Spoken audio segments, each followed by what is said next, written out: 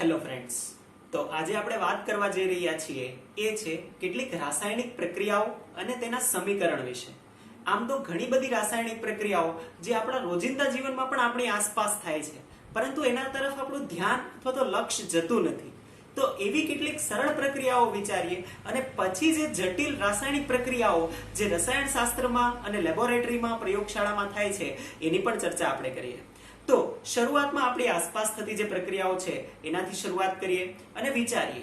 ધારો કે આ ઉનાળાના સમયમાં જ્યારે આપણે દૂધને ખુલ્લું મૂકી દઈએ છીએ અને જો ખુલ્લું મૂકીએ તો શું થાય, તો આપણા મમ્મી અને એમને પૂછીએ તો એ કહે કે જો દૂધ ખુલ્લું રાખીએ તો એ ફાટી જાય, એનો મતલબ કે એ બગડી જાય છે. હવે એ દૂધ ફાટી જવું, આ દૂધનું ફાટવું, આ કઈ રીતે થતું હશે? શું આ પ્રશ્ન થાય છે તમને? સેમ વિચારો કે જો ચોમાસાની સિઝન હોય અને એ દરમિયાન લોખંડના સળિયા અથવા તો લોખંડની કોઈ પણ વસ્તુ હોય, આ વસ્તુઓને જો ખુલ્લી રાખવામાં આવે, ધાબા પર ખુલ્લી હોય તો શું થાય છે? ઓબ્વિયસલી તમને પણ ખબર છે કે એના ઉપર કાંટ લાગે છે. આ જે કાંટ છે એ કાંટ એકચ્યુઅલી છે શું? એવું તો શું થયું કે લોખંડ જ્યારે રાત્રે હતું તો ચકચકાટ લોખંડ હતું અને સવારે એના ઉપર લાલ કલરનો કાંટ આવી ગયો.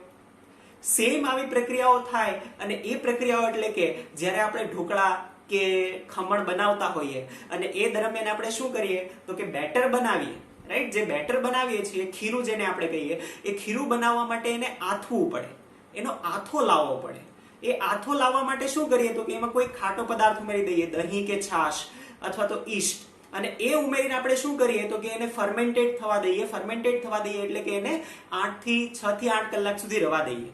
તો એની અંદર આથો આવે અને ઓટોમેટિકલી એ ફૂલે બેટર, અને જેનાથી છે આપણને શું ખબર પડે કે જે ઢોકળા છે એ પોચા થાય છે. હવે આ થવાનું કારણ શું? આથો આવે છે એટલે એકચ્યુઅલી અંદર થાય છે શું? શું આ પ્રશ્ન થાય છે તમને?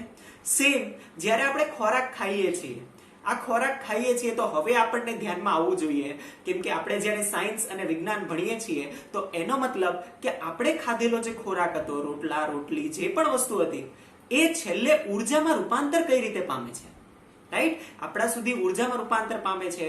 એટલું જ નહીં, એ ઉચ્છવાસ સ્વરૂપે બહાર નીકળીને કાર્બન ડાયોક્સાઇડ અને પાણી બનાવે છે, જે ગ્લુકોઝ કન્વર્ટ થઈને બને છે. તો એ કઈ રીતે પ્રક્રિયા થતી હશે? તો આ આશ્ચર્યજનક પ્રક્રિયાઓ છે. એ જ નહીં, આપણે જે શ્વસન કરીએ છીએ, શ્વસન પ્રક્રિયા દરમિયાન પણ આપણે ઓક્સિજન લઈએ છીએ. માત્ર ઓક્સિજન કઈ રીતે એબ્ઝોર્બ થતો હશે, રાઈટ? માત્ર ઓક્સિજન જ કઈ રીતે સ્વીકારતું હશે?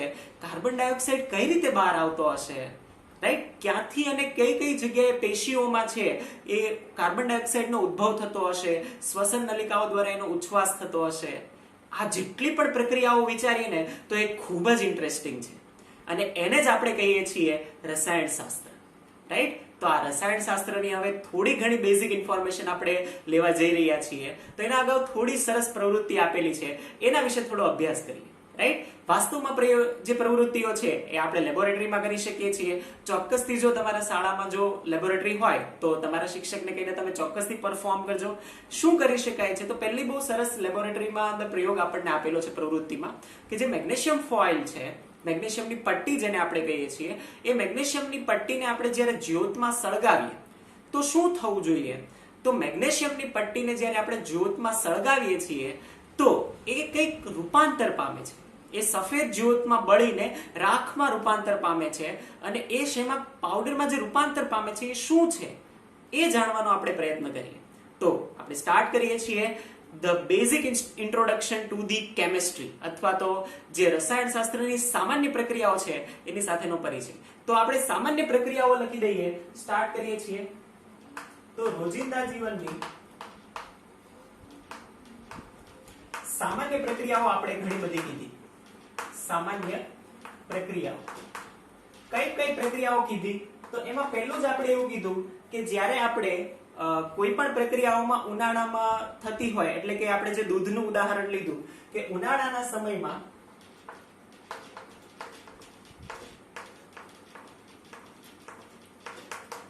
દૂધને ખુલ્લું રાખતા.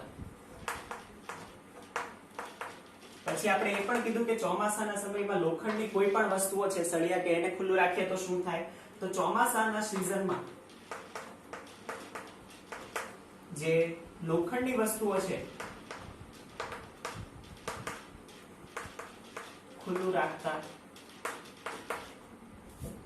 પછી જે ત્રીજી આપણે વાત કરી હતી એ આથવણની વાત કરી તો એ પણ લખી દઈએ કે આથવણની ક્રિયા. તો આપણે ટૂંકમાં ખાલી લખી દઈએ કે આથવણની ક્રિયા, રાઈટ? એ કોઈ પણ પ્રક્રિયા હોઈ શકે. આથવણની તો ઘણી બધી પ્રક્રિયાઓ છે, ક્રિયાઓ.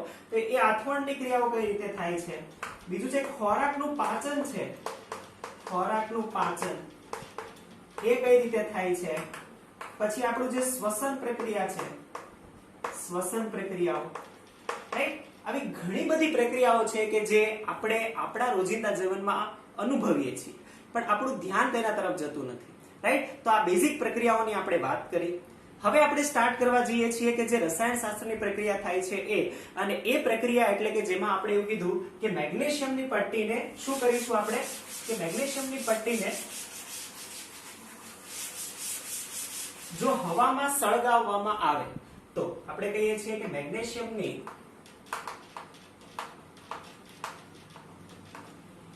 પટ્ટીને હવામાં સળગાવતા.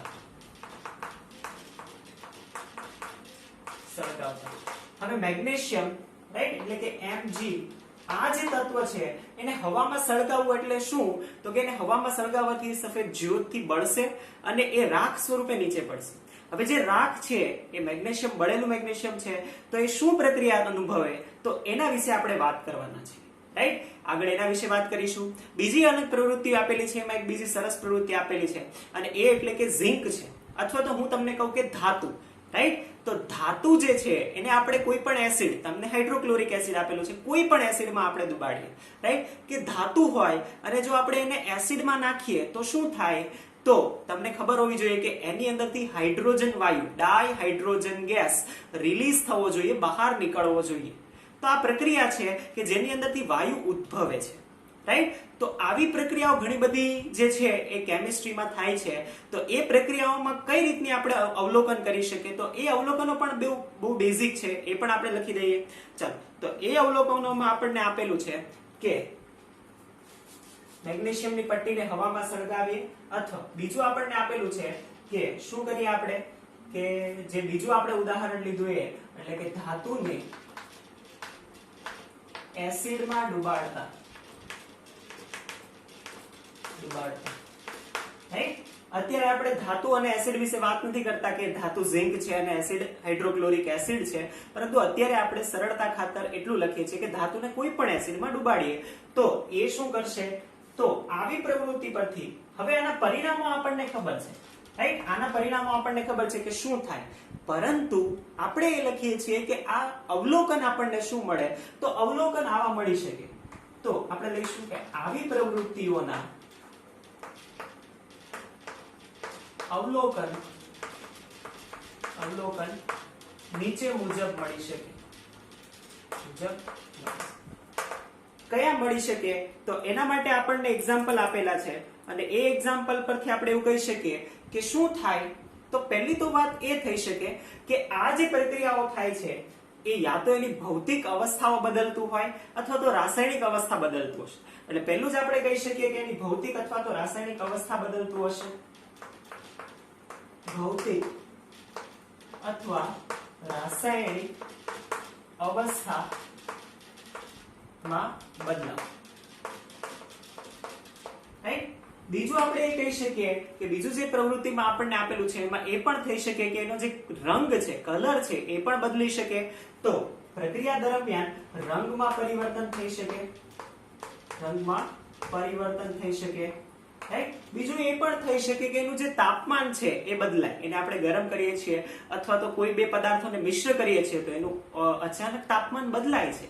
એનું સરળ એકદમ ઉદાહરણ લઈએ તો કળી ચૂનો, રાઈટ? ચૂનાનો જે પથ્થર હોય એને જો તમે ક્યાં પાણીમાં નાખો ને તો એ ગરમ થાય, પાત્ર ગરમ થાય, રાઈટ? કેમ? એમાં તાપમાનનો બદલાવ થયો છે. તો આ અવલોકન છે, રાઈટ? તો શું આપણે અવલોકન કરી શકીએ? તો એમાં તાપમાનમાં બદલ થઈ શકે,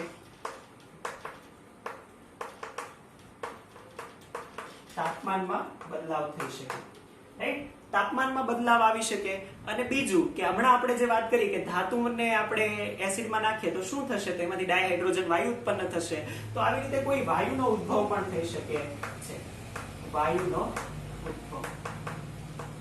તો આવી રીતે અલગ અલગ જે આપણને છે આમાંથી અલગ અલગ આવી રીતના પરિણામો મળી શકે છે. તો આવી રીતના પરિણામો મળે અને એના આધારે આપણે કહી શકીએ કે અહીંયા કોઈક રાસાયણિક અથવા તો ભૌતિક પરિવર્તન થાય છે, પ્રક્રિયા થાય છે. તો આવા પરિવર્તનો એ રાસાયણિક પ્રક્રિયાઓમાં થાય છે, આવા અવલોકનો મળે છે. ચાલો તો ફરીથી આપણે આપણી પ્રક્રિયા પર આવીએ છીએ. હવે પ્રક્રિયા આપણે પહેલી કીધી હતી એ શું હતું કે મેગ્નેશિયમ છે, મેગ્નેશિયમ ધાતુની પટ્ટીને આપણે હવામાં સળગાવીએ તો આવી રીતનું પરિણામ મળે છે. હવે જો એને આપણે લિટરેચરમાં કહેવાનું હોય, ભાષામાં તાર્કિક રીતે સમજાવવાનું હોય તો કેટલું અઘરું છે કે મેગ્નેશિયમને આપણે હવાની હાજરીમાં જ્યારે સળગાવીએ છીએ તો એની રાખમાં રૂપાંતરિત થાય છે. એ રાખનું પછી શું છે, એ રાખનું આણ્વીય સૂત્ર અથવા તો એ શું બનશે એ પણ અજ્ઞાત રહે. તો આવી પરિસ્થિતિમાં એ જે છે પ્રક્રિયા જે છે રાસાયણિક પ્રક્રિયા, એને રાસાયણિક સમીકરણથી તાર્કિક રીતે જે સમજાવવું છે એની કરતા રાસાયણિકની સમીકરણ મુજબ એને નિર્દેશિત કરવામાં આવે છે. તો એ કઈ રીતે કરી શકાય તો એ આપણે આગળ જોઈએ. ચાલો તો આપણે કહીએ છીએ કે રાસાયણિક પ્રક્રિયાનું રાસાયણિક સમીકરણમાં નિર્દેશન કઈ રીતે કરવું એનો અભ્યાસ કરીએ. તો આ બે બંને પ્રક્રિયાઓ છે ને બંને પ્રક્રિયાઓ યાદ રાખજો, રાઈટ? એના પરથી આપણે જોવાના છે. આગળ આપણે વાત કરીએ છીએ રાસાયણિક પ્રક્રિયાનું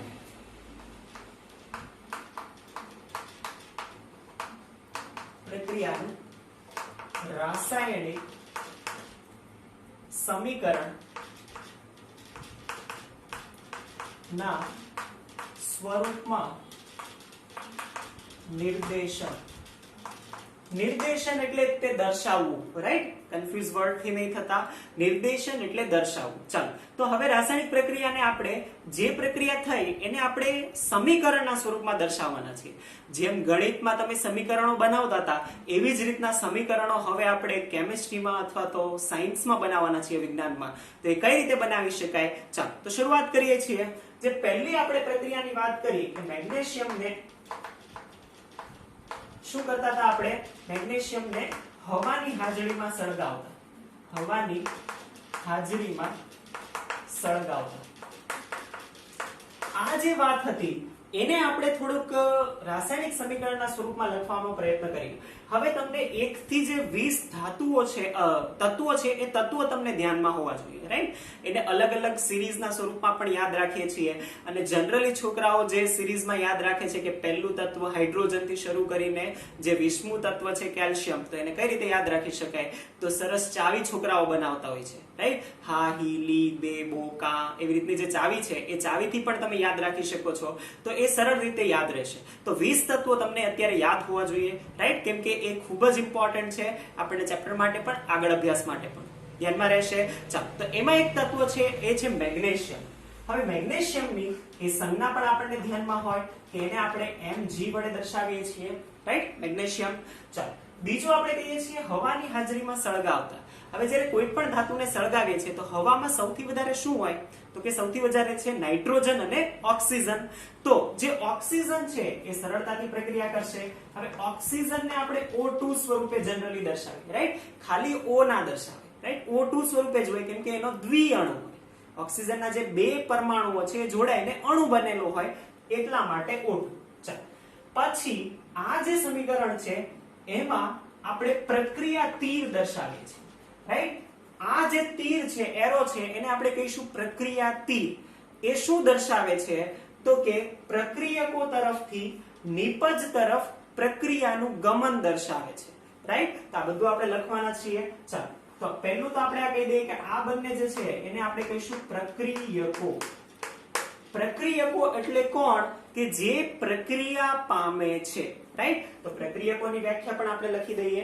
જે પ્રક્રિયા પામે છે, જે પ્રક્રિયા પામે છે, રાઈટ?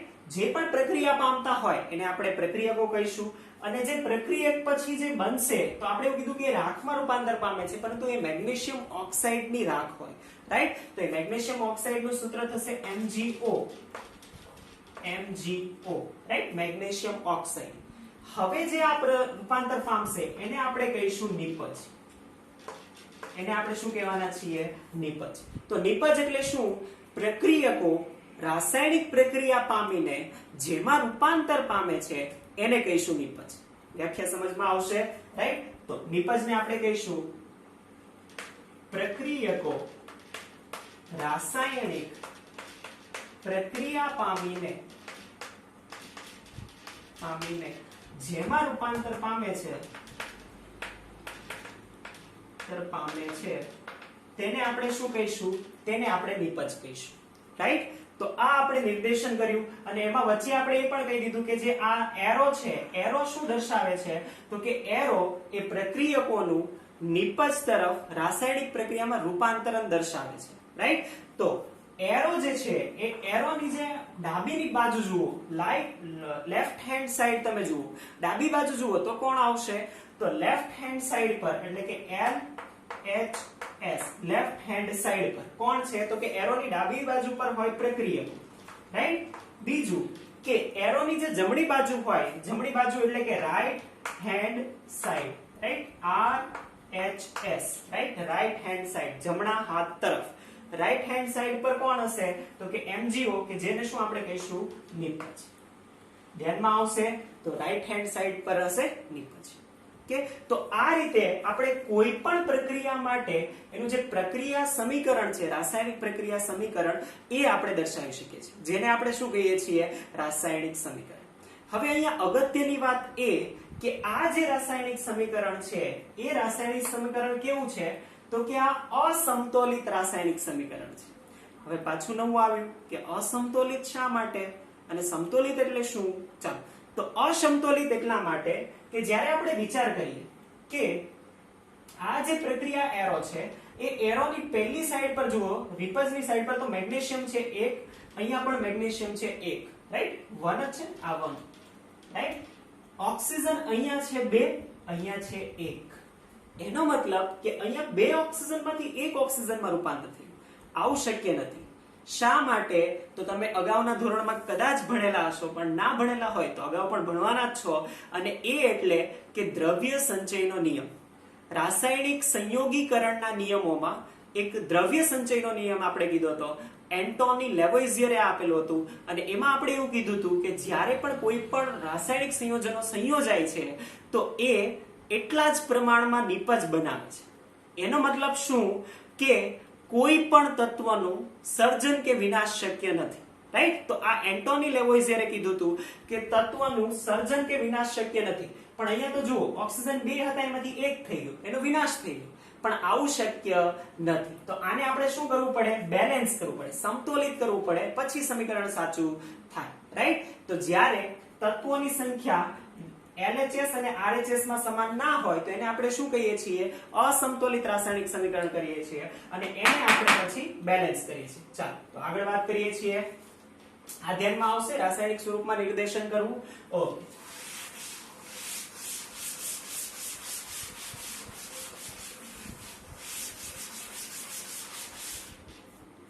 આગળની જે આપણે વાત કરવાના છીએ એ આપણે કહીશું અસમતોલિત રાસાયણિક સમીકરણ.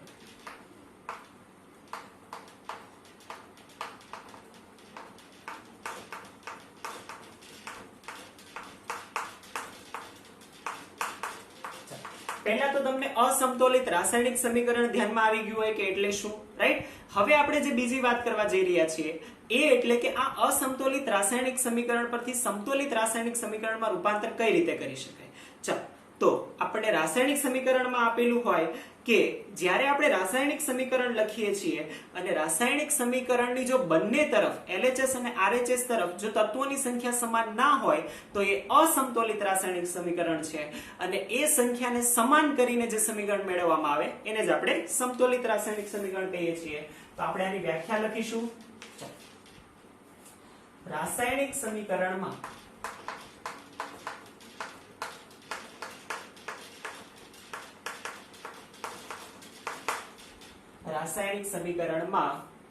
LHS અને RHS માં રહેલા તત્વોની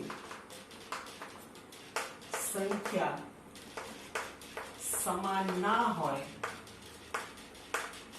તો તેને આપણે શું કહીએ છીએ? તેને અસમતોલિત રાસાયણિક સમીકરણ કહે છે.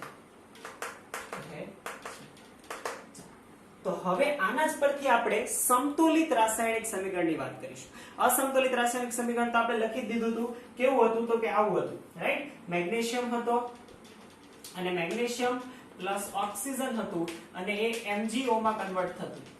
આને જ આપણે કીધું હતું રાસાયણિક નિર્દેશન, રાઈટ? સામાન્ય રાસાયણિક નિર્દેશન. હવે આપણે કહીએ છીએ કે અસમતોલિતમાંથી સમતોલિત કઈ રીતે મેળવી શકાય અને એના તબક્કાઓ. તો આપણે સમતોલિત રાસાયણિક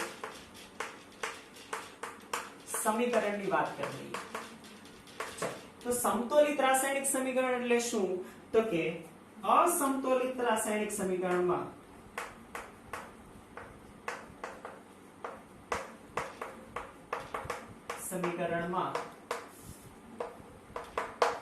શું કરવાનું? તો કે તત્વોની સંખ્યાને LHS અને RHS માં તત્વોની સંખ્યાને LHS અને RHS માં સમાન કરવાને થી મળતું સમીકરણ ને જ આપણે શું કહીએ છીએ? સમતોલિત રાસાયણિક સમીકરણ. એટલે કે અસમતોલિત હતું, એમાં તત્વોની સંખ્યા બંને તરફ અલગ અલગ હોય, રાઈટ? LHS અને RHS માં. હવે સમતોલિત કઈ રીતે મેળવી શકાય? તો એના માટે આપણે બંને તરફ તત્વોની સંખ્યા સમાન કરવાની. બધા તત્વોની સંખ્યા સમાન થઈ જાય તો એને જ આપણે શું કહીએ છીએ? સમતોલિત રાસાયણિક સમીકરણ. હવે આ છે ડાયરેક્ટ ના મળે. એના માટે શું કરવું પડે? તો એના માટે થોડીક પ્રોસેસ કરવી પડે. હવે જો તમે માસ્ટર ધીમે ધીમે થતા જાઓ, તમને પ્રેક્ટિસ થઈ જાય તો તમે જોઈને જ આઈડિયા લગાવી શકો કે અહીંયા શું કરવું જોઈએ. તો કે અહીંયા ઓક્સિજન છે ને એ O2 છે, અહીંયા 1/2 કરી દઈએ ને તો ડાયરેક્ટ જ તે બેલેન્સ થઈ ગયું. થાય કે નહીં? અહીંયા 1/2 કરો એટલે આ એક જ ઓક્સિજન થઈ ગયું. તો અહીંયા એક ઓક્સિજન એક મેગ્નેશિયમ, એક ઓક્સિજન એક મેગ્નેશિયમ થઈ ગયું બેલેન્સ. પરંતુ જ્યારે તમે અત્યારે શરૂઆત કરી રહ્યા છો તો શરૂઆતમાં તમારે પ્રેક્ટિસની જરૂર પડશે. અને પ્રેક્ટિસ માટે તમે શું કરશો? તો કે પ્રેક્ટિસ માટે અત્યારે તમે જે પણ સમીકરણો છો એને તબક્કાવાર સોલ્વ કરશો, રાઈટ? તો એ તબક્કા શું થઈ શકે? એકદમ સરળ મેથડથી એને કઈ રીતે સોલ્વ કરી શકાય, જે સાયન્સમાં વિદ્યાર્થીઓ છે એ લોકો કઈ રીતે સોલ્વ કરે, તો એ મેથડ આપણે શીખવાના છે. એકદમ સરળ છે અને 110% તમે કરી શકશો, રાઈટ? ચાલો, તો એ શીખવાના છીએ. તો હવે આપણે મોસ્ટ ઇમ્પોર્ટન્ટ ટોપિક સ્ટાર્ટ કરીએ છીએ, રાસાયણિક સમીકરણનું સમતોલન, રાઈટ? તો બેલેન્સિંગ ધ કેમિકલ ઇક્વેશન. તો કેમિકલ ઇક્વેશનને બેલેન્સ કરતા આપણે શીખવાના છીએ.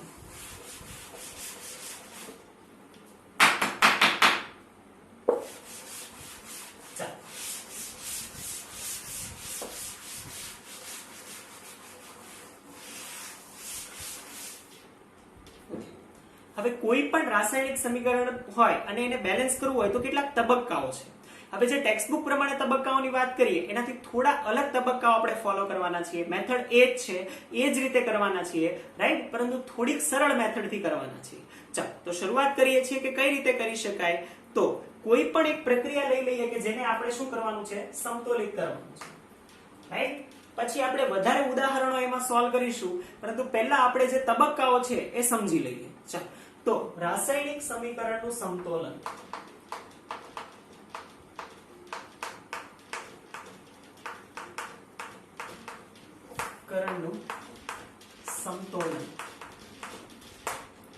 કે રાસાયણિક સમીકરણનું બેલેન્સ કઈ રીતે કરી શકાય. તો પહેલા હું તમને બે જે મુદ્દા લખાવું છું એ બે મુદ્દા ખૂબ જ ઇમ્પોર્ટન્ટ છે, એ ફોલો કરવાના. એ રૂલ પણ કહી શકો છો, રાઈટ? અને મુદ્દાઓ પણ કહી શકો છો. પહેલો મુદ્દો કે હંમેશા પહેલા શું કરવાનું? તો કે ઓક્સિજન અને હાઇડ્રોજન સિવાયના બધા જ તે પરમાણુઓને બેલેન્સ કરી દેવાના. જનરલી ઓક્સિજન અને હાઇડ્રોજન સિવાય એક કે બે તત્વો હશે, રાઈટ? તો પહેલું તમારે કરવાનું ઓક્સિજન અને O અને H. O એટલે ઓક્સિજન, H એટલે હાઇડ્રોજન. ઓક્સિજન અને હાઇડ્રોજન સિવાયના તત્વોને સમતોલિત કરવા. અને બીજો મુદ્દો છે કે ઓક્સિજન અને હાઇડ્રોજન સિવાયના થઈ ગયા બેલેન્સ, સમતોલિત થઈ ગયા તો બાકી કોણ રહ્યું? ઓક્સિજન અને હાઇડ્રોજન. હવે ઓક્સિજન અને હાઇડ્રોજન એ પૈકી જે સરળતાથી સમતોલિત થતો હોય જોવાનું, ઇક્વેશન ને જોવાનું, જે સરળતાથી થતો હોય એને તે શું કરવાનું? એને બેલેન્સ કરવાનું. ચાલો તો બીજો મુદ્દો છે કે પછી ઓક્સિજન અને હાઇડ્રોજન માંથી જે સરળતાથી સમતોલિત થાય તેને સમતોલિત કરવું. તેને સમતોલિત, રાઈટ? તેને સમતોલિત કરવાનું. ચાલો તો ઉદાહરણ લઈ અને આપણે એક્ઝામ્પલ સ્ટાર્ટ કરીએ.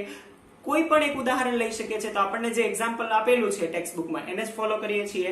તો આપણને Fe નું લોખંડનું ઉદાહરણ આપેલું, રાઈટ? તો આપણે ઉદાહરણ લઈએ છીએ એઝ ફોર એક્ઝામ્પલ. તો આપણને ઉદાહરણ આપેલું છે કે આપણે જે લોખંડ હોય અને જો એ H2O એટલે પાણી લાગે તો એ શેમાં રૂપાંતર પામે? તો એ લોખંડના ઓક્સાઇડમાં રૂપાંતર પામે, Fe3O4. અને મેં તમને કીધું હતું કોઈ પણ ધાતુ હોય એની પાણી સાથે અથવા તો એસિડ સાથે પ્રક્રિયા થાય તો શું ઉત્પન્ન કરે? ડાયહાઇડ્રોજન ગેસ રિલીઝ કરે, ડાયહાઇડ્રોજન ગેસ ઉત્પન્ન કરશે.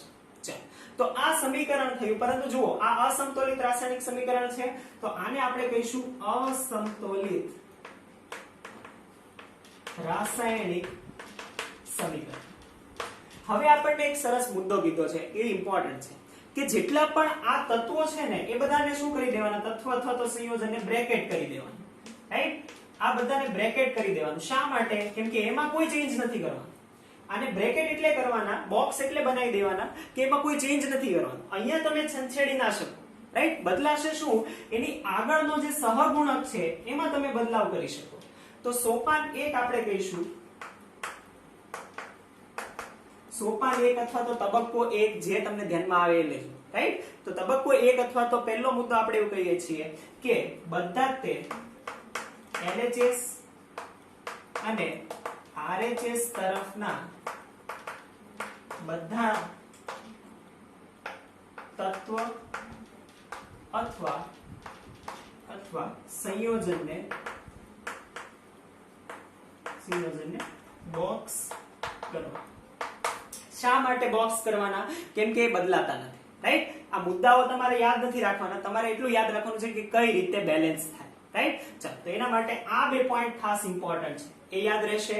ચાલો આ બે પોઈન્ટ તમે નોટ કરી લીધા હશે, રાઈટ? આખે ને આખું જેટલું આપણે ચલાવીએ છીએ ને લેક્ચર વાઇઝ એ બધું નોટ કરતા જજો, રાઈટ? તમે જે રફ બુકમાં રફ પેજમાં કરો છો નોટ કરતા જજો તો આગળ તમે જોઈ શકો. ઓકે, તો આ બંને મુદ્દા નોટ કરી લીધા. ઓકે, ચાલો તો હવે આપણે આગળ વધીએ છીએ. આપણું એક સ્ટેપ છે કમ્પ્લીટ થઈ ગયું છે બેલેન્સમાં, અસમતોલિત રાસાયણિક સમીકરણમાં બેલેન્સ થઈ ગયું. હવે બીજા સોપાન તરફ વધીએ છીએ. આપણે આ જ મેથડ થી જશું. આ મેથડ એટલે કે પહેલા ઓક્સિજન અને હાઇડ્રોજન સિવાયના તત્વોને પછી ઓક્સિજન અને હાઇડ્રોજન, રાઈટ? એ રીતે બેલેન્સ કરશું. ચાલો તો આપણી પાસે આ ઉદાહરણ છે અને આપણે રાસાયણિક પ્રક્રિયાનું જે બેલેન્સિંગ છે એ જોઈ લઈએ. ઓકે, તો બીજું જે સોપાન છે એમાં શું કરીશું? તો કે સોપાન નંબર 2. હવે આપણને ખબર છે કોને બેલેન્સ કરવાનું? તો કે હવે બેલેન્સ કરવાનું ઓક્સિજન અને હાઇડ્રોજન સિવાયના તત્વોને. હવે બંને સાઈડ જોઈને મને આન્સર આપો કે ઓક્સિજન અને હાઇડ્રોજન સિવાય કયું તત્વ રહેલું છે? તો અહીંયા છે એક લોખંડ. ચાલો એક તત્વ મળી ગયું, બીજું હાઇડ્રોજન છે, ઓક્સિજન છે. ચાલો અહીંયા એક લોખંડ છે, ઓક્સિજન છે અને હાઇડ્રોજન છે. એટલે કે 3 તત્વો છે આપણી પાસે.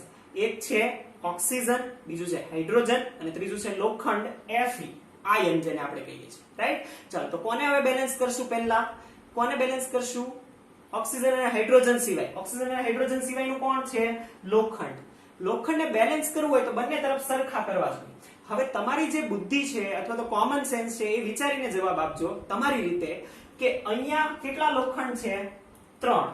અહીંયા કેટલા લોખંડ છે? 1. શું કરું તો આ બંને બેલેન્સ થઈ જાય, બંને સરખું થાય? આ તરફ 3 વડે લોખંડને ગુણવું પડે તો ગુણી દેવાનું, રાઈટ?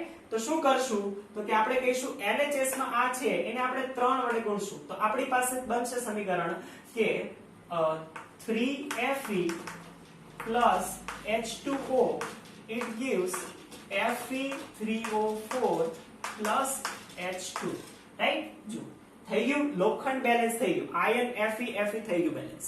હવે આ જે સમીકરણ બન્યું એને આપણે કહીશું અર્ધ સમતોલિત સમીકરણ, રાઈટ? આને આપણે કહીશું અર્ધ સમતોલિત સમીકરણ. હવે જેમ જેમ તમે પ્રક્રિયાઓમાં આગળ વધતા જાવ ને, સોપાન 1 થયું ત્યારે સોપાન 1 માં બનેલા સમીકરણને ધ્યાનમાં લેવાનું, રાઈટ. હવે સોપાન 1 થઈ ગયું તો આનું સમીકરણ ભૂલી જવાનું, આને હવે ધ્યાનમાં લેવાનું, રાઈટ. સેમ આગળ વધતા જાવ તો જે બનતું જાય સમીકરણ એને ધ્યાનમાં લેવાનું. તો હવે આને આપણે ભૂલી જશું, રાઈટ, આને ધ્યાનમાં લઈશું. ઓકે, ચાલો તો આપણે આને ધ્યાનમાં લઈએ છીએ, તો આ આપણે કરીએ છીએ ઇરેઝ. હવે બીજો મુદ્દો યાદ કરો, કેમ કે જુઓ ઓક્સિજન અને હાઇડ્રોજન સિવાયના તો બેલેન્સ થઈ ગયા, રાઈટ. હવે કોણ બાકી રહ્યું? ઓક્સિજન અને હાઇડ્રોજન. જુઓ તો ઓક્સિજન અને હાઇડ્રોજન માંથી કોને સરળતાથી બેલેન્સ કરી શકાય છે? સરળતાથી બેલેન્સ કરી શકાય એનો મતલબ એક કે બે જગ્યાએ તમે એને ગુણાકાર કરો તો એનું બેલેન્સ થઈ જવું જોઈએ, રાઈટ. ચાલો ઓક્સિજન જુઓ, અહીંયા ઓક્સિજન જુઓ તો અહીંયા એક ઓક્સિજન છે અને અહીંયા જુઓ તો ઓક્સિજન છે 4. સેમ આપણે હાઇડ્રોજન ની વાત કરીએ તો હાઇડ્રોજન અહીંયા 2 છે અને અહીંયા છે હાઇડ્રોજન 2. હવે હાઇડ્રોજન તો અહીંયા બેલેન્સ જ દેખાય છે પણ ઓક્સિજન બેલેન્સ નથી. તો હવે શું કરશું? તો ઓક્સિજનને બેલેન્સ કરશું. ચાલો હવે તમારે બીજા બધા તત્વો ભૂલી જવાના. હવે ઓક્સિજન ઉપર કોન્સન્ટ્રેટ કરો. અહીંયા ઓક્સિજન છે 4, અહીંયા ઓક્સિજન છે 1. તો અહીંયા 4 ઓક્સિજન, અહીંયા 1 ઓક્સિજન. શું કરું તો અહીંયા બેલેન્સ થાય? તો સિમ્પલ કે અહીંયા મારે જે ઓક્સિજન છે અહીંયા 4 વડે ગુણવું પડે, થાય. તો સોપાન નંબર 3 માં આપણે કહીશું ઓક્સિજનને સમતોલિત કરતા. શું કરશું આપણે ઓક્સિજનને સમતોલિત કરવા? તો કે આ તો હતું જો 3Fe હતું એઝ ઇટ ઇઝ, અહીંયા 4 વડે ગુણાકાર કરશું તો 4 of H2O it gives Fe3O4 plus H2. જુઓ થઈ ગયું બેલેન્સ, રાઈટ. કોણ થયું? એક તો લોખંડ બેલેન્સ થઈ ગયું, રાઈટ, લોખંડ ઓકે છે. બીજું ઓક્સિજન પણ બેલેન્સ થઈ ગયું. અહીંયા 4 ઓક્સિજન, જો અહીંયા ગુણાકારમાં 4 છે ને, અહીંયા આગળ જે છે ને એને સહગુણક કહેવાય, એને તત્વ યોગમિતિ કહીએ આપણે, પણ અત્યારે તમે સહગુણક ધારો, રાઈટ. તો આ 4 છે તો એનો મતલબ અહીંયા 4 ઓક્સિજન છે અને અહીંયા 4 દુ ને 8 શું છે? હાઇડ્રોજન. આ સમજમાં તમને આવતું હશે. તો અહીંયા 4 ઓક્સિજન છે, અહીંયા પણ 4 ઓક્સિજન છે, તો ઓક્સિજન પણ બેલેન્સ. પણ અહીંયા 4 દુ ને 8 હાઇડ્રોજન છે ને અહીંયા કેટલા હાઇડ્રોજન છે? 2. શું કરવું પડે? સિમ્પલ, અહીંયા 8 કરવા હોય તો અહીંયા પણ 4 વડે ગુણવું પડે. યાદ આવશે તમને કઈ રીતે કરવાનું?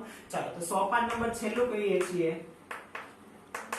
જેમાં આપણે કહીશું હાઇડ્રોજનને સમતોલિત કરતા. સમતોલિત કરતા તો શું કરીશું? તો કે આને 4 વડે ગુણી દઈશું. સિમ્પલ. તો અહીંયા આપણે કહીશું 3Fe plus 4H2O it gives Fe3O4 plus 4H2. હવે ચેક કરો, જુઓ આ પણ અર્ધ સમતોલિત સમીકરણ છે. દેખાય? અર્ધ સમતોલિત એટલે શું? કે એમાં કોઈક ને કોઈક તત્વ બાકી છે હજી સમતોલિત કરવાનું. તો આ છે અર્ધ સમતોલિત સમીકરણ. પરંતુ આ જે છેલ્લું સમીકરણ આવ્યું એમાં ચેક કરીએ તો એમાં લોખંડ પણ બેલેન્સ થઈ ગયું છે, રાઈટ. લોખંડ બંને તરફ 3 છે, હાઇડ્રોજન બંને તરફ 8 છે, ઓક્સિજન બંને તરફ 4 છે. આખું સમીકરણ બેલેન્સ છે. હવે કોઈ પણ તત્વ તમે લઈ લો, બંને તરફ એ સમાન સંખ્યામાં જ મળશે. તો આને આપણે કહીશું સમતોલિત રાસાયણિક સમીકરણ. સમતોલિત રાસાયણિક સમીકરણ. ધ્યાનમાં આવશે કઈ રીતે થયું? હવે તમને કોઈક અલગ ડિફરન્ટ મેથડ ટેક્સ્ટ બુકમાં આપેલી છે તો એ ભૂલી જાઓ. અત્યારે આ મેથડથી તમે કરશો તો એકદમ સરળતાથી કરી શકશો. 2 જ સ્ટેપ તમારે યાદ રાખવાના છે. પહેલા કોને બેલેન્સ કરવાનું? પહેલા ઓક્સિજન અને હાઇડ્રોજન સિવાયના તત્વોને બેલેન્સ કરવાનું અને પછી કોને બેલેન્સ કરવાનું? પછી બેલેન્સ કરવાનું ઓક્સિજન અથવા તો હાઇડ્રોજન. એક ઉદાહરણ તમને આપું છું, જાતે ટ્રાય કરો પછી આપણે આગળ વધીએ. ચાલો તો આ થયું, આ સમજાઈ ગયું આખું ઉદાહરણ. ચાલો તો એક સરળ ઉદાહરણ આપણે લઈએ પછી એક અઘરું ઉદાહરણ હું જાતે સોલ્વ કરીશ. કે ચાલો જાતે સોલ્વ કરવાનો પ્રયત્ન કરશો. કઈ રીતે? તો અહીંયા ઉદાહરણ લખીશું જે હમણાં આપણે લીધું હતું ને, એકદમ સરળ ઉદાહરણ છે, રાઈટ. એનો જવાબ પણ મેં તમને કદાચ કહી દીધો હતો. Magnesium plus oxygen it gives MgO. Magnesium plus oxygen it gives MgO. તો આ સમીકરણ છે એને બેલેન્સ કરવાનો તમે પ્રયત્ન કરો, રાઈટ. જે બધા સોપાન આપણે જોયા ને, પહેલા ઓક્સિજન હાઇડ્રોજન સિવાયના તત્વોને બેલેન્સ કરવાનું, પછી ઓક્સિજન અથવા હાઇડ્રોજનને કરવાનું. તો એ રીતે કરો જોઈએ. 1 થી 2 સ્ટેપમાં તમારું બેલેન્સિંગ થઈ જશે. પછી આપણે આગળના ઉદાહરણો જોઈએ. તો વિડીયોને પાઉઝ કરી દો અત્યારે અને પાઉઝ કરીને સ્ટાર્ટ કરો બેલેન્સ કરવાનું. ઓકે, તો તમે અત્યારે વિડીયોને પાઉઝ કરીને ટ્રાય કર્યો હશે, રાઈટ? ઘણા બધા જે હોશિયાર વિદ્યાર્થીઓ હશે એમણે સોલ્વ કરવાનો પ્રયત્ન કર્યો હશે, અને જેમણે એક્સ્ટ્રા ઓવર સ્માર્ટ છે એમણે પાઉઝ પણ નહીં કર્યું હોય અને ટ્રાય પણ નહીં કર્યું હોય, ચાલ તો આપણે બધા જ માટે સોલ્વ કરી દઈએ છીએ. એકદમ સરળ છે ભાઈ. અહીંયા મેગ્નેશિયમ તો બંને તરફ શું છે? સમાન છે. પરંતુ અહીંયા 2 ઓક્સિજન છે, પરંતુ અહીંયા શું છે? જુઓ કે અહીંયા મેગ્નેશિયમ 2, અહીંયા આપણે ઓક્સિજન કહીએ છીએ 2, પણ અહીંયા એક જ છે, તો અહીંયા 2 વડે મલ્ટીપ્લાય કરવું પડે. તો 2 વડે મલ્ટીપ્લાય કરીએ તો શું થાય? તો કે અહીંયા થઈ જાય ટ્વાઇસ MgO. હવે કોઈકને પ્રશ્ન થાય કે થઈ ગયું બેલેન્સ? નહીં. કેમ? આ અર્ધ સમતોલિત સમીકરણ છે. અર્ધ સમતોલિત. શા માટે? વિચાર. સમતોલિત સમીકરણ એટલે કે બંને તરફ બધા તત્વો સમાન સંખ્યામાં હોવા જોઈએ. તમે ઓક્સિજન તો બેલેન્સ કરી દીધું કે આ 2 અને આ 2, પરંતુ એના લીધે મેગ્નેશિયમ ડિસ્ટર્બ થઈ ગયું, અને મેગ્નેશિયમ અહીંયા 1 છે અને અહીંયા 2 છે. તો હવે મેગ્નેશિયમને પણ ફરીથી તમારે સમતોલિત કરવું પડે, એટલે અહીંયા મલ્ટીપ્લાય બાય 2 કરવું પડે. તો ધેરફોર ફાઇનલ આન્સર મળશે twice of Mg plus O2, it gives twice MgO. આ બેલેન્સ સમીકરણ ધ્યાનમાં આવશે, રાઈટ? તો આ જે સોપાન આપણે લખ્યા હતા ને 1 2 3 4, જરૂરી નથી 4 માં પતી જ જાય. બની શકે કે તમારે continue on and on and on આગળ સોલ્વ કરવું જ પડે, રાઈટ? ત્યારે તમને છેલ્લે એક સમીકરણ મળશે. આ જે મેથડ છે ને ટ્રાય એન્ડ એરર ની મેથડ છે. તમે એમાં કોઈ સંખ્યા મૂકો, ફરીથી પાછી કોઈ સંખ્યા મૂકો, ફરીથી મૂકો, અને એના લીધે તમે સોલ્વ કરી શકો. ધ્યાનમાં આવશે. થોડાક અઘરા જેવા ઉદાહરણો આપણને આપેલા છે, એ પણ આપણે લઈ લઈએ. હવે જો મેં તમને શરૂઆતમાં 2 ઉદાહરણ આપેલા હતા. એક તો હતું કે આપણું જે ખાવાનું છે કઈ રીતે પચે છે, અને બીજું એક સરસ ઉદાહરણ હતું, એ એટલે કે વનસ્પતિ પોતાનો ખોરાક બનાવે છે. હવે તમે 10માના વિદ્યાર્થીઓ છે, તમને ખબર જ હોવી જોઈએ. કોણ મને જવાબ આપશે કે વનસ્પતિ પોતાનો ખોરાક કઈ રીતે બનાવે છે, અને બીજું કે કઈ જગ્યાએ બનાવે છે? વનસ્પતિનું રસોડું શું? રાઈટ? વિચારો.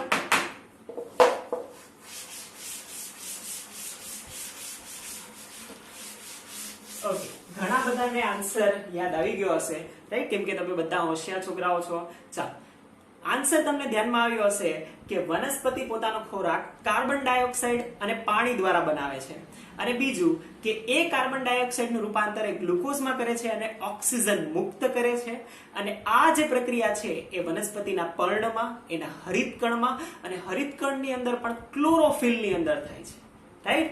તો ખૂબ જ ઇન્ટરેસ્ટિંગ પ્રક્રિયા છે. હવે આપણે રાસાયણિક સ્વરૂપે એને લખવાના છીએ. જેવી રીતે કીધું હતું ને કે હવે તાર્કિક આપણે નહીં કહીએ કે વનસ્પતિ આવી રીતે કાર્બન ડાયોક્સાઇડ લે છે, પાણી લે છે, નહીં. એને હવે આપણે લખતા શીખવાના છીએ. તો એ જ આપણે શીખવાના છીએ રાસાયણિક પ્રક્રિયા કઈ રીતે થાય છે. ચાલો તો જોઈએ છીએ. તો પહેલા આપણે કીધું કે વનસ્પતિ શું લે? તો કે કાર્બન ડાયોક્સાઇડ લે, જમીનમાંથી પાણી લે. તો શું કરશે? તો કે કાર્બન ડાયોક્સાઇડનું સૂત્ર તો આપણને ખબર છે, CO2 થશે. ચાલો, બીજું આપણે કહીએ છીએ કે એ શું લેશે? તો કે એ લેશે પાણી, H2O. અને શેમાં રૂપાંતર કરશે?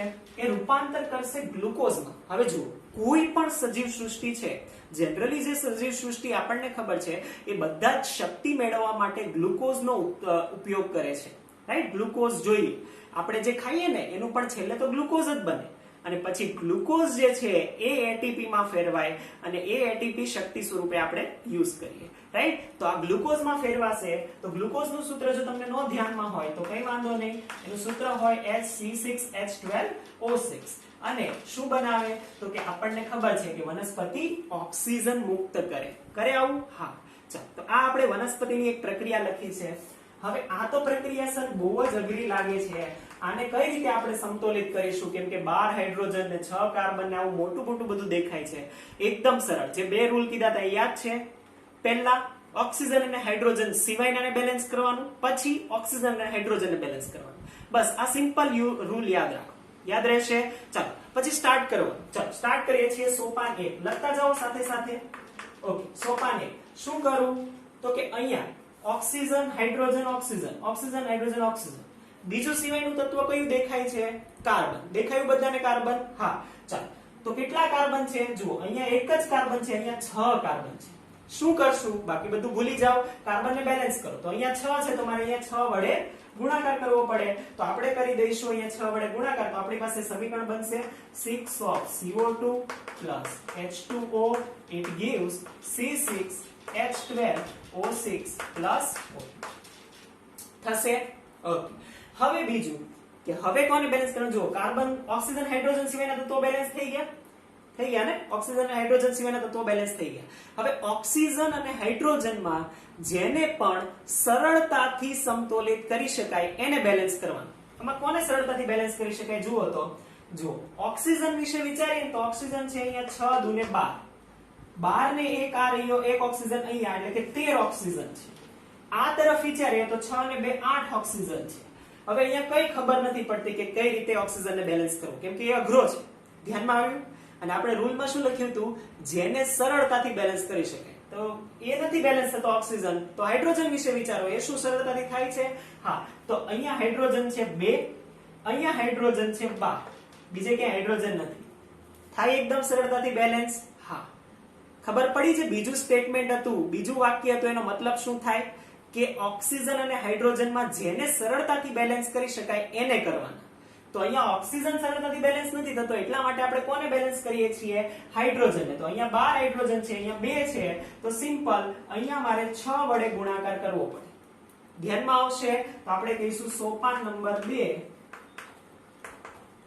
કે જેમાં આપણે કહીશું આ 6 ઓફ CO2 તો હતું જ, રાઈટ? પ્લસ અહીંયા આવી જશે 6 ઓફ H2O, અહીંયા આવી જશે C6H12O6 પ્લસ.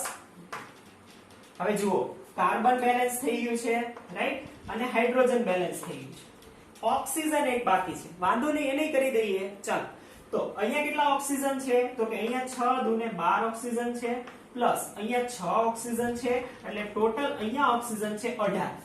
LHS ડાબી તરફ છે 18 ઓક્સિજન. ચાલો, અહીંયા પણ ગણતરી કરી દઈએ. અહીંયા છે 6 ઓક્સિજન, અહીંયા 1 છે એટલે અહીંયા પણ 1, એટલે અહીંયા છે 2, એટલે કે અહીંયા છે 8 ઓક્સિજન. કેટલા ઘટે છે? તો અહીંયા 10 ઓક્સિજન ઘટે છે.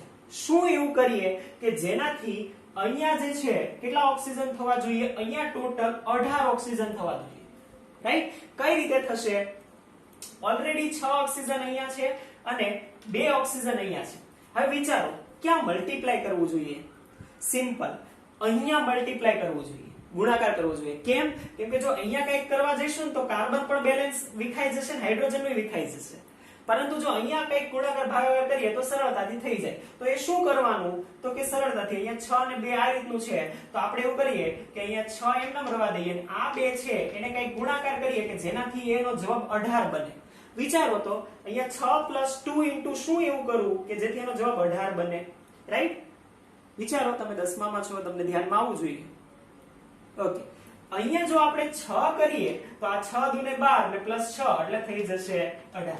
ધ્યાનમાં આવ્યું? રાઈટ? તમારે કન્ટિન્યુ વિચારવું પડશે તો જ તમને ધ્યાનમાં આવશે. તો અહીંયા આપણે કહીએ છીએ કે કેટલું મલ્ટીપ્લાય કરવું પડે? તો કે 6 મલ્ટીપ્લાય કરવા પડે, રાઈટ? હવે જે આ તમને આ પિંક ચોક થી અને આ યલો ચોક થી લખેલું છે ને, એ તમે લખી રાખો નીચે, તો તમને ધ્યાનમાં આવે કે આ કઈ રીતે થયું, રાઈટ? હું ઇરેઝ કરી દઉં છું, તમે તમારા પેજમાં લખી રાખજો. ઓકે, તો બેલેન્સ થઈ જશે. ચાલો, તો છેલ્લું સોપાન આપણે કહીએ છીએ સોપાન 3. શું કરીશું? તો કે આપણે કહીએ છીએ 6 of CO2 plus 6 of H2O, it gives C6H12 અને O6 પ્લસ અહીંયા કેટલા ગુણાકાર કરવાના છે? 6 of O2. ધ્યાનમાં આવ્યું કઈ રીતે 6? ચાલો ગણતરી કરી લઈએ.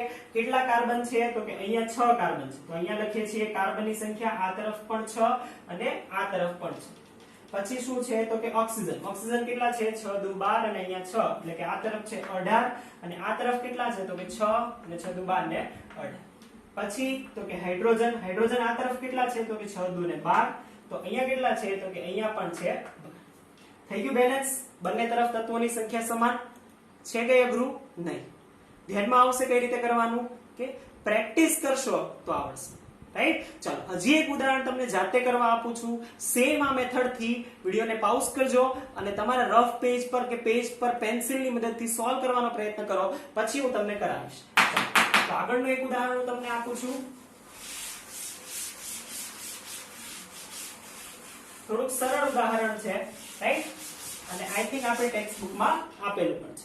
તો એમાં આપણને આપેલું છે કાર્બન મોનોક્સાઇડ, રાઈટ હજી આપણે જે છે ને રાસાયણિક સમતોલિત સમીકરણનું સમતોલન એની અંદર જ ઉદાહરણો કરીએ છીએ રાઈટ એના જેટલા વધારે ઉદાહરણ કરશું એટલું વધારે આપણને આવડશે આ H2 છે એને ઊંચા દબાણે જો આપણે ગરમ કરીએ તો શું થાય તો કે ઊંચા દબાણે આને ગરમ કરવામાં આવે તો આ બની જાય મિથેનોલ રાઈટ તો આપણને આપેલું છે કે આ આવી રીતે કન્વર્ટ થાય મિથેનોલમાં હવે આ સમીકરણ બેલેન્સ નથી તમારે બેલેન્સ કરવાનું છે એકદમ સરળ છે રાઈટ એકદમ સરળતાથી બેલેન્સ થઈ જશે વિડિયો પોઝ કરો અને જવાબ આપો કર્યું ટ્રાય કે ઓકે ના ટ્રાય કર્યું હોય તો ફરી એકવાર વિડિયો પોઝ કરીને ટ્રાય કરી લો હવે પહેલું આપણે કામ કરવાનું ઓક્સિજન અને હાઇડ્રોજન સિવાયના તત્વોને જોવાના કોણ છે ઓક્સિજન અને હાઇડ્રોજન સિવાય કાર્બન પણ કાર્બન તો બેલેન્સ જ છે જુઓ અહીંયા એક કાર્બન અહીંયા એક કાર્બન બીજું કોણ છે તો કે ઓક્સિજન ઓક્સિજન પણ બેલેન્સ છે અહીંયા એક ઓક્સિજન હાઇડ્રોજન અનબેલેન્સ છે અહીંયા 3 ને 1 4 હાઇડ્રોજન છે અને અહીંયા 2 જ હાઇડ્રોજન છે તો એકદમ સરળતાથી અહીંયા 2 વડે મલ્ટીપ્લાય કરી દો તો આ થઈ ગયું બેલેન્સ ઇક્વેશન તૈયાર ધ્યાનમાં આવશે કઈ રીતે કરવાનું એકદમ સરળતાથી રાઈટ તો આ રીતે આપણે સરળતાથી સોલ્વ કરી શકીએ છીએ હજી એકાદ બે એક્ઝામ્પલ આપણે સોલ્વ કરીએ તો આપણને ધ્યાનમાં આવે કે કઈ રીતે આપણે કરી શકીએ ચાલો એક ઉદાહરણ હજી લઈ લઈએ છીએ ઓકે જે સેમ આપણે એક્ઝામ્પલ લીધું હતું કે વનસ્પતિ પોતાનો ખોરાક બનાવે છે રાઈટ પરંતુ આપણે તો કઈ એવી હરિતકણ ધરાવતા નથી કે સૂર્યપ્રકાશમાં હાથ મૂકીને આપણો ખોરાક બની જાય તો આપણે શું કરીએ તો આપણે તો ખોરાક લઈએ છીએ પછી એનું ગ્લુકોઝમાં રૂપાંતર થાય અને એ ગ્લુકોઝમાં રૂપાંતર થાય એને આપણે કહીએ ચયાપચયની ક્રિયા થાય કે નહીં ક્યાં થાય એ ચાલો હવે હજી એક ક્વેશ્ચન તમારા માટે કદાચ તમે ભણેલા હોય તો યાદ કરો કે મનુષ્યનું જે પાચન થાય એ પાચનમાં ગ્લુકોઝનું પાચન થાય એને મેં કહી દીધું તમને ઓલરેડી કે એ શું કહેવાય તો એને કહેવાય ચયાપચયની ક્રિયા આ ચયાપચયની ક્રિયા કોષના કયા ભાગમાં થાય એ ભાગનું નામ તમારે કહેવાનું છે રાઈટ ચયાપચયની ક્રિયા કોષના કયા ભાગમાં થાય વિચારો ત્યાં આપણે એક્ઝામ્પલ લખીએ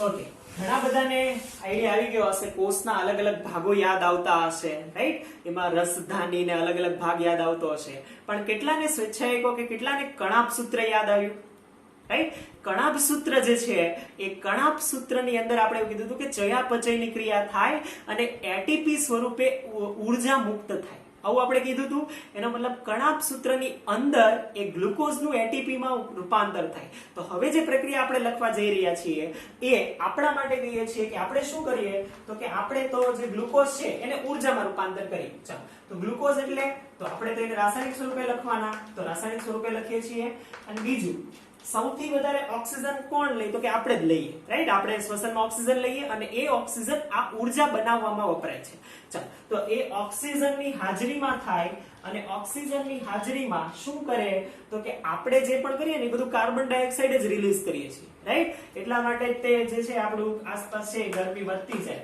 અને બીજું કે પાણી પણ રૂપાંતર કરે જે આપણા શરીરમાં રહે અને મોસ્ટ ઇમ્પોર્ટન્ટ અહીંયા ઊર્જા સ્વરૂપે એટીપી સ્વરૂપે ઊર્જા પણ ઉત્પન્ન રાઈટ ઊર્જા પ્લસ ઊર્જા ઉત્પન્ન થાય છે સેમ સમીકરણ રાઈટ સેમ સમીકરણ છે સેમ તમારે બેલેન્સ કરવાનું છે આ સમીકરણને હું બેલેન્સ નહીં કરું તમારા માટે હોમવર્ક છે તમારે જાતે સોલ્વ કરવાનું છે રાઈટ તો જેમને પણ અત્યાર સુધી પ્રેક્ટિસ નથી કરી એ વિદ્યાર્થીઓ પણ પ્લીઝ અત્યારે વિડીયોને પાઉઝ કરી દો અને આ સમીકરણ નોટબુકમાં લખો અને સ્ટેપ બાય સ્ટેપ છે પહેલા ઓક્સિજન હાઇડ્રોજન સિવાયના તત્વોને બેલેન્સ કરો પછી ઓક્સિજન હાઇડ્રોજનને બેલેન્સ કરો અને આખું ને આખું જે છે સમતોલિત સમીકરણ બનાવશો જાતે તો જાતે બનાવવાનું છે બનાવ્યું કે પાઉઝ કરીને બનાવો ઓકે જેમણે પણ પાઉઝ કરીને બનાવ્યો છે હવે એમના માટે એક હિન્ટ જેમણે નથી બનાવ્યું એમના માટે પણ વિચારો તો આવું કંઈક સમીકરણ મેં તો હમણાં જોયું હતું હા આની અગાઉનું સમીકરણ યાદ કરો જેમાં વનસ્પતિ પોતાનો ખોરાક બનાવતી હતી સેમ આનાથી ઉલટું સમીકરણ હતું આ તરફ કાર્બન ડાયોક્સાઇડ અને H2O હતું અને આ તરફ ગ્લુકોઝ અને ઓક્સિજન હતું યાદ કરો માત્ર LHS અને RHS ઉલટાયેલું છે કે નહીં તો સિમ્પલ એ જે સમીકરણ હતું એ તો આ સમીકરણ છે તો એમાં જે સહગુણકો હતા એ પાછા લખી દો તો થઈ ગયું બેલેન્સ એનો મતલબ કે તમે આ રીતે જો યાદ રાખશો તો સરળતાથી પણ કરી શકશો ધ્યાનમાં આવશે તો આવા ઘણા બધા એક્ઝામ્પલ્સ કે જેનામાં તમે શું કરી શકો છો, તમે રાસાયણિક પ્રક્રિયાઓને બેલેન્સ કરી શકો છો અને રાસાયણિક પ્રક્રિયા જે થાય છે એને લખી શકો છો. તો આવી ઘણી બધી રાસાયણિક પ્રક્રિયાઓ થતી હશે, રાઈટ? તો એ જેટલા પણ તમને એક્ઝામ્પલ મળે એ સોલ્વ કરવાનો પ્રયત્ન કરજો. તો અહીંયા સુધી આપણે જોયું કે રાસાયણિક પ્રક્રિયા કઈ રીતે થાય છે, એને રાસાયણિક પ્રક્રિયાઓના સ્વરૂપમાં કઈ રીતે લખી શકાય અને એને સમતોલિત કઈ રીતે કરી શકાય. તો આશા રાખું છું કે તમને છે બધું જ તે વ્યવસ્થિત સમજાયું હશે. જો ના સમજાયું હોય તો પર્સનલી મને પૂછી શકો છો અને કમેન્ટમાં પણ જણાવી શકો છો. Thank you.